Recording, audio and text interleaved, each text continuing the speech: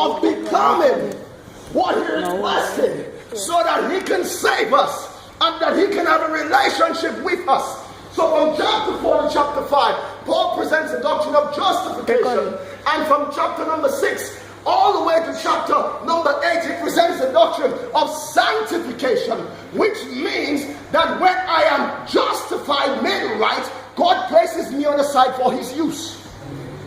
May I suggest to you, Church of Christ, that when you are saved, you are not saved just to sit on the bench.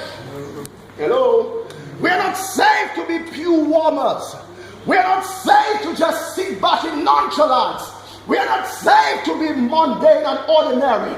We are not saved to be status quo. We are saved for action. And I submit to you that God, in his scheme of things, when he saves mankind, he justifies us, makes us right. But in his justification, he sanctifies us, places us on the side so that we can serve him in holiness. Amen. So watch this. So the doctrine of justification, he presents that from chapter 6 to chapter number 8. And from chapter number 9 to chapter 11, he deals with the doctrine of vindication. That big word vindication simply means that when God returns, he's going to pronounce us in absolute terms guiltless if we are found in Christ. So when Christ returns, if we are in him, watch this, if we are found in him, Paul tells us in 1 Corinthians chapter 15 that our bodies will be changed. That this corruption might put on incorruption. That finally we will get that glory that we are growing for. That all of the hardship of this world will be no more. There will be no tears. Why? Because the Lamb will wipe away those tears. When we get to heaven, we can have the assurance that it's going to be a sublime life, a life filled with joy, a life filled with plenitude, a life filled with pleasure, a life filled of holiness. Why? Because God is going to change what we know as hardship into a time where we are having bliss. So much. So that's why we are called to hold on in this life.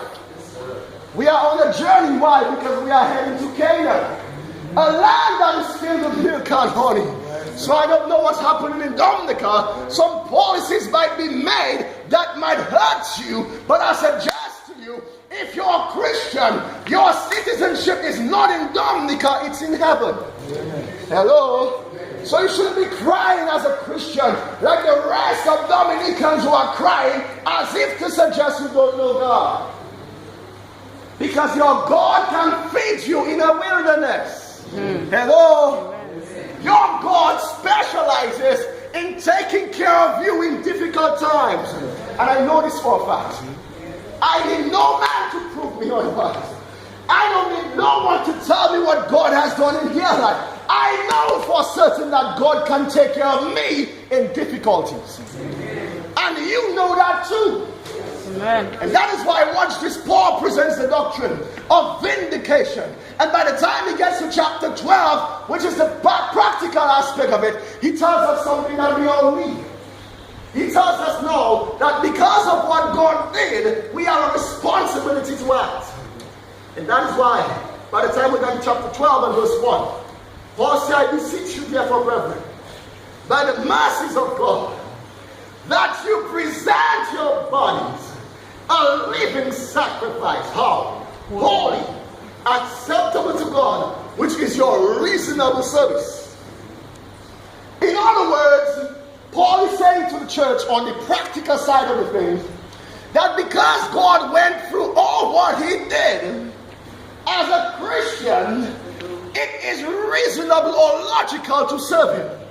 I want to suggest to you this morning that your coming here is because you realize it's reasonable to serve God. You could have stayed at your home. You could have watched the television. You could have gone to the beach. You could have taken a drive around Dominica. You could have walked segment 6. You could have done so many other things. You could have stayed home and eat soldanza plantain chips. But the fact that you came here this morning is because you realize that it is logical and reasonable to serve God. And I want to thank you for that, because at the end of the day, some people don't even realize who they have become. But Paul is saying, because you are a Christ.